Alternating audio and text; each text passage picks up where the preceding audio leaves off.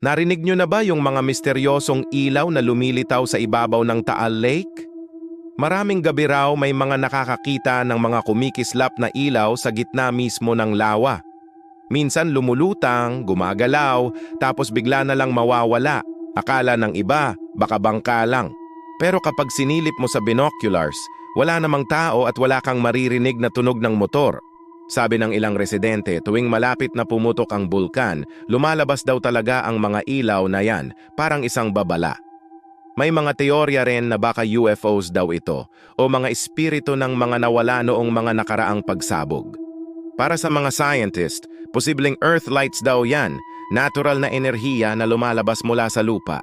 Pero hanggang ngayon, misteryo pa rin kung bakit pa iba-iba ang kulay nila at kung bakit tila umiikot sila sa ere.